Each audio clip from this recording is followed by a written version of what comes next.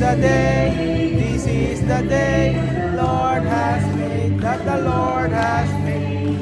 We will rejoice, be glad in it, glad in it. This is the day that the Lord has made. So mainit na hapon po, ngayong araw po ay atin po tayo ng general parents meeting, general parents orientation meeting, parang ganon. At kasama natin ng Tia Celsa. Kasama natin yung mga bata kasi mainit sa may sasakyan. So nandito na po tayo. Ito na yung sa grade 1, antay mo lang daw, kulang pa sa grade 1 eh.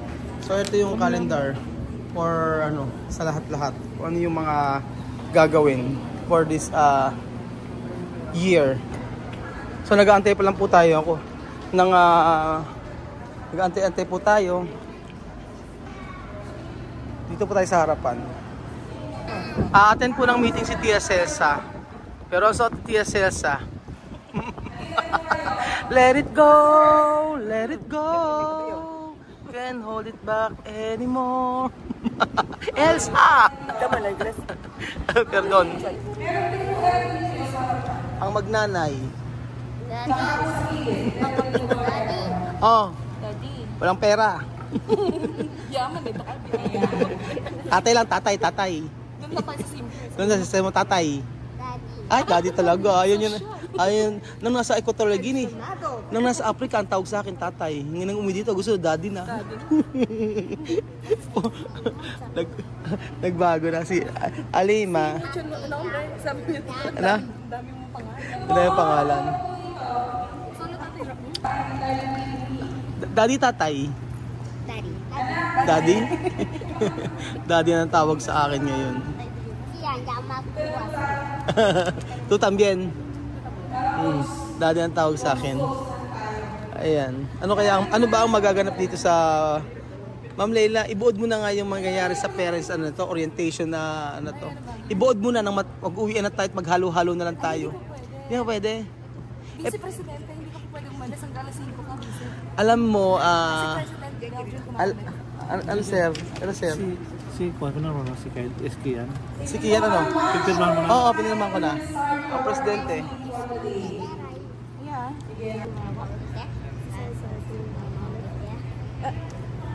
Again.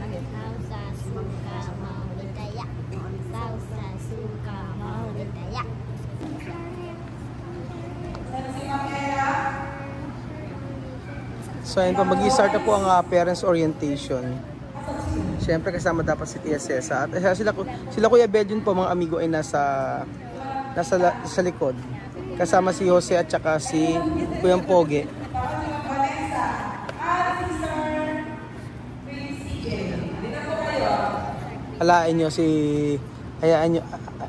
Akalaan nyo po si Tia Celsa ay magiging active po sa mga meeting na ganito.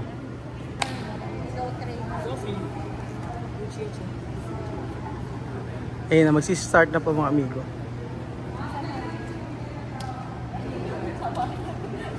Asan yung ibang mga nanay, tatay? Si Jose. Si Jose, si Kapoge, mga guardian.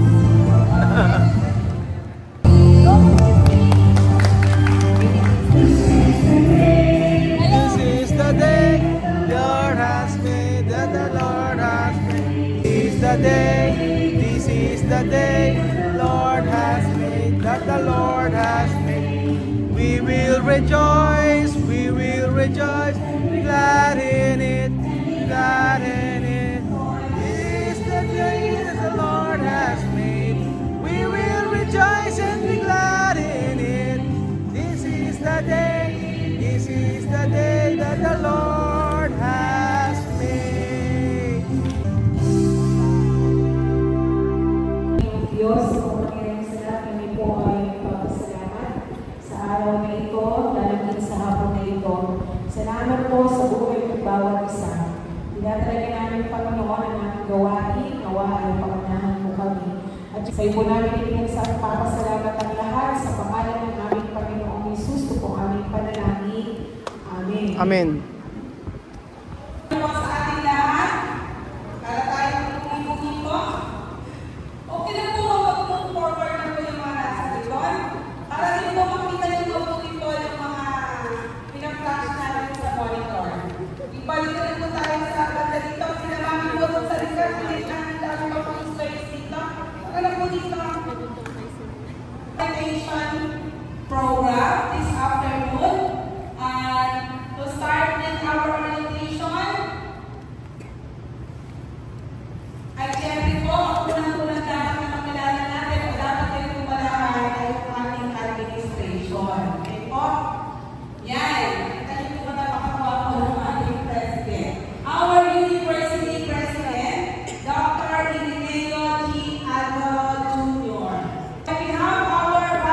Presidente de For Escuela. Academic Affairs, Dr. Wilfredo C. Ramos. Okay? And then we have po our Vice President for Administration and Planning, Dr.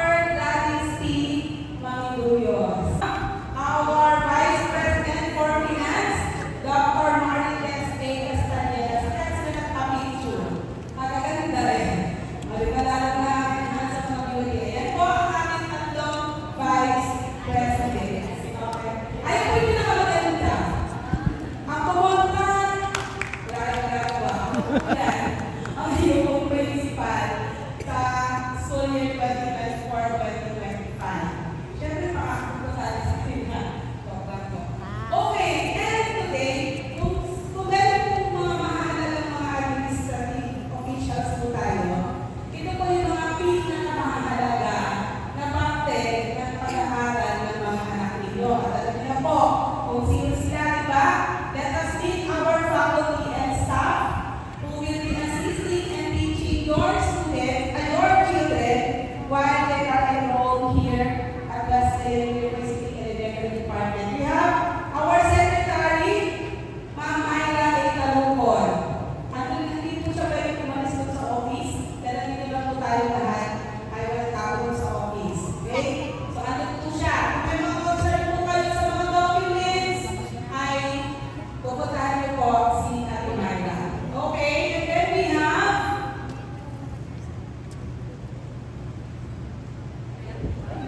kaya pala may pa-effect eh. May pa-effect pa eh. Okay. Sige, let us invite po our discipline coordinator, Sir Mario T. Ventura. Ito, Sir Mario, sa tayo naman na. Ang makikita natin. Sige na, dali. Ito po ang pala. Taas ang konti yan. Okay, and then next we have ayan. Our share teachers naman po. Ayan po ang isa sa mga share teachers natin, Sir Brian Lagman. Brian F. Lagman. Kapaka po natin. And then we have po Sir Michael O. Flores. Sir Michael, ano po kayo sa ano? Ano po? Tinatayin po. Dito. Ayun. Ayun po dito lahat na makita po. Yung po iba kasi. 6 Moses. So, ito yung mga teacher.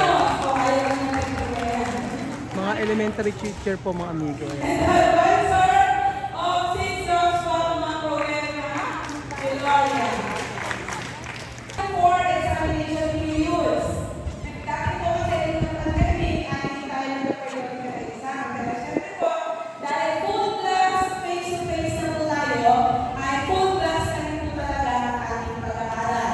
So yun po, meron tayong, ano ba sa ating po? May for periodic exams, at ang mga schedule po ay lahat po kayo ay natin na activities na. Lahat po kayo may natin na activities na. Examination, namin mga magulang. May mga times po na hindi makakuha ng exam ng mga anak. Kahit po isa po, may sakit po ng mga anak, ito ba? So, hindi sila nakakarating dun sa schedule time ng examination. At po gano'n, magsisecure lang po tayo ng po, every after po ng examination, meron po tayong card day or distribution ng card. Okay po? During that day, meron po na po tayong parent-teacher conference. Mag-one-on-one conference po kayo with your advisor or advisor of your children.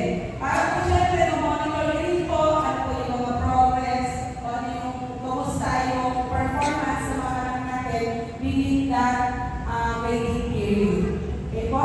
So, pagandaan po natin yun, natin po sa schedule po natin yan yung mga schedule ng card day or distribution of card and parent-teacher conference. Okay, and then after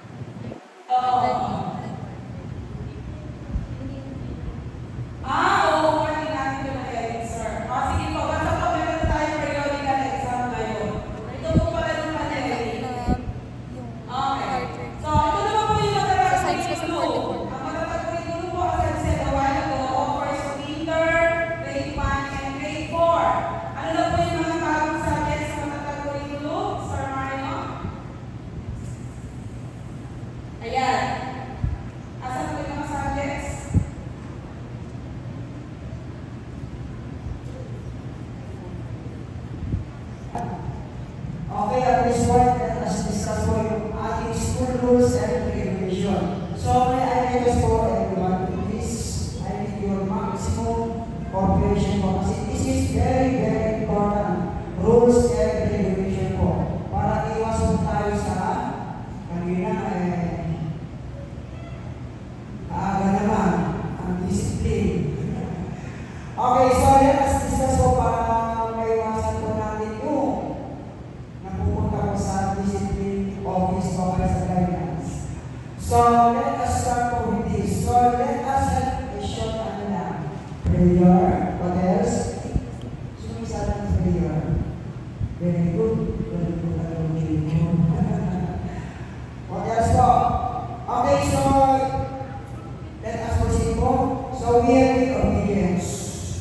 Obedience po kasi ay very, very, very important part po na lahat po tayo, lahat of the student. And then we have the humbleness. So why obedience and humbleness po? Bakit napakalaga ang obedience and humbleness in our life? Kasi the mother of, according to real, the mother of wisdom, the mother of safety, the mother of happiness, and the mother of success. So, pag po tayo at maging masunurin, sumusunod sa lahat ng bagay, especially po yung mga estudyante natin. So, that is what we call wisdom, safety, happiness, and success at the end of our life.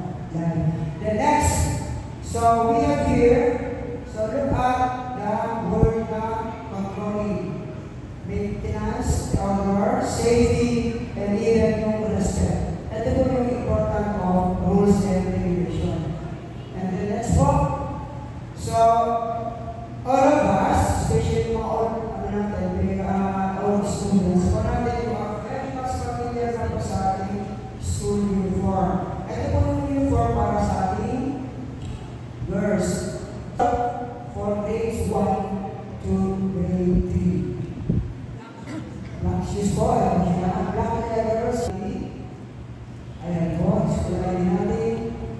So, it should be all the time. In attendance, kaya attendance po is required on duties. So, they will receive po na best in attendance during every quarter po natin.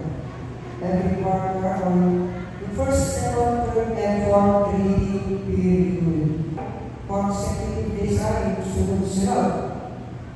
From Monday, for example, Monday, Tuesday, Wednesday, Thursday, Friday, consecutive days. So, nalagay po yan. So, kailangan po natin si parents o kasi guardian to explain. Kung kilala na kayo, ay hindi na rin po niya papayagan sunduin yung mga anak ninyo na hindi po dala yung Veterans ID. Parang makakasiguso na sa Pilipinas yung napapalitan ng mukha ng tao. Joke lang po. Di po, this is also for the safety of our children. Siyempre po, priority natin talaga ang safety nila. Kaya po, lalo na po marami tayong transferees, hindi po lahat kilala ng Kuya Guard natin. At the same time po, hindi naman po lagi ay si Kuya Guard ang nasa gate po natin. Kasi po, may mga time na pagkakasakit si Kuya Guard, wala ko kaya naka-off si Kuya Guard, kailangan po, yung papalit na guard, may basis na kayo nga po talaga yung susundo doon sa anak natin. So, meron po yung Veterans ID natin. Nilalagay nyo lang po dito yung pangalan ninyo. Nakabotik po hindi puro big letter. Okay po, puro big letter. And then po yung pangalan din ng anak, puro big letter. And then po ano yung grade and section. At lalagay nyo po ito ng picture. Para po pag susunod kayo ng anak, ipapakita nyo lang po kay Kuya Guard. Tapos, ibibigay na sa inyo Kuya Guard yung iyong anak. O kaya po, ako kayo makapasok sa gate, ipapakita nyo lang po, Kuya Guard, susundin ko na yung anak ko. Papapasukin po kayo Kuya Guard, dahil na po kayo Veterans ID. So ayun po mga amigo, tapos na po ang meeting sa in-explain po dito. Napakatagal, alas 2.5 hours po. 2.5 hours po ang meeting, tapos in-explain lahat ng mga rules and regulations sa school. So halimbawa dyan yung mga bawal-bawal. bawal malate, kapag ka na-late ka hindi ka papapasukin, tapos bawal sumundo ang hindi guardian or merong ID na dapat, and then bawal magdala syempre ng mga